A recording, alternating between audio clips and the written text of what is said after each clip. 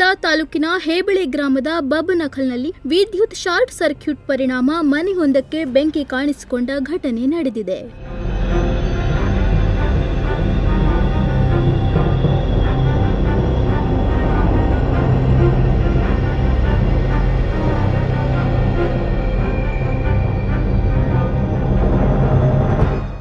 ರಾಜು ನಾಯ್ಕ್ ಎನ್ನುವವರ ಮನೆಗೆ ವಿದ್ಯುತ್ ಶಾರ್ಟ್ ಸರ್ಕ್ಯೂಟ್ನಿಂದ ಬೆಂಕಿ ತಗುಲಿದ್ದು ಅಪಾರ ಹಾನಿ ಉಂಟಾಗಿದೆ. ಮನೆಯ ಒಂದು ಭಾಗದ ಮೇಲ್ಛಾವಣಿ, ಕಪಾಟ್, ಬಟ್ಟೆ ಸೇರಿದಂತೆ ಮನೆಯಲ್ಲಿದ್ದ ವಸ್ತುಗಳು ಬೆಂಕಿಗೆ ಆಹುತಿಯಾಗಿದ್ದು ಮನೆಯಲ್ಲಿದ್ದವರು ಪ್ರಾಣಾಪಾಯದಿಂದ ಪಾರಾಗಿದ್ದಾರೆ.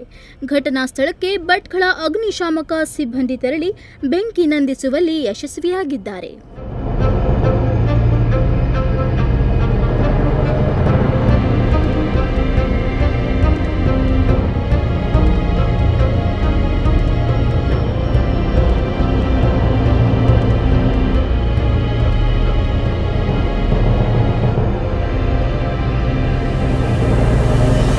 ಕಾರ್ಯಾಚರಣೆಯಲ್ಲಿ ಭಟ್ಕಳ ಅಗ್ನಿಶಾಮಕ ಠಾಣೆಯ ಪ್ರಭಾರ ಅಧಿಕಾರಿ ಗಜಾನನ್ ದೇವಾಡಿಗ್, ಕುಮಾರ್ ನಾಯ್ಕ್, ಸುಧಾಕರ್ ದೇವಾಡಿಗ್, ವಿಜಯ್ ಕುಮಾರ್, ಸಾತಪ್ಪ ನುಚ್ಚುಂಡಿ ಭಾಗವಹಿಸಿದ್ದರು.